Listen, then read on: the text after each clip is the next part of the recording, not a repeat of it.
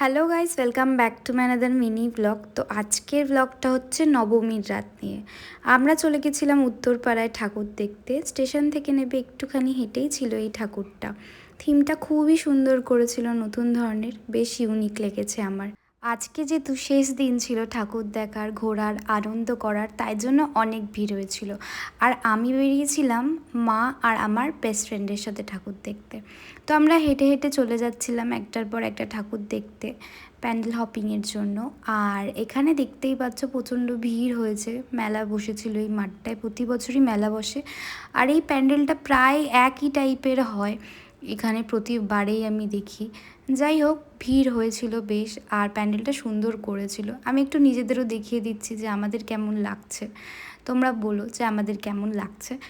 আর এই যে ভেতরটা, ঠাকুরটা চোখগুলো খুব সুন্দর লেগেছে আমার। আর এইটা দেখে আমি আর নিজেকে কন্ট্রোল করতে পারলাম না, কারণ ছোটোবেলায় এগুলো ফাটাতা ভাবি, বেলুনের মতো লাগতো। তারপরে একটু ফুচকা খেয়ে চলে গেছিলাম আবার ঠাকুর দেখতে হেঁটে হেঁটে। প্রথমে একটু খাওয়া দাওয়া করে নিয়েছিলাম, কারণ খুব জোর খিদে পেয়েছিল, আর পেটে খিদে নিয়ে তো হাঁটা সম্ভব নয়।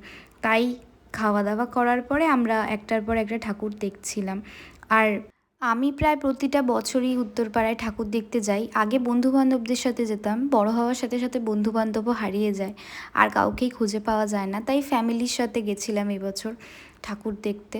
একটা একটা করে থিমের পুজো দেখছিলাম, আর রাস্তায় খেতে খেতেও যাচ্ছিলাম, আমরা ফটোও তুলছিলাম। তারপর দেখলাম এই প্যান্ডেলটা বেশ সুন্দর করেছে, সব কটা প্যান্ডেলের মধ্যে বেশ ভাল লেগেছে আমার।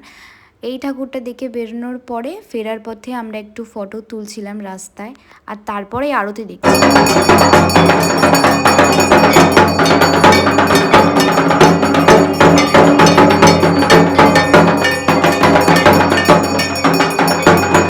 এই বছর উত্তরপাড়ায় গিয়ে দুটো জিনিস আমার খুব ইউনিক লেগেছে, একটা হচ্ছে আরতি আর একটা হচ্ছে ধুনুচি নাচ। তার জন্য এতক্ষণ অপেক্ষা করছিলাম, এবার চলে না।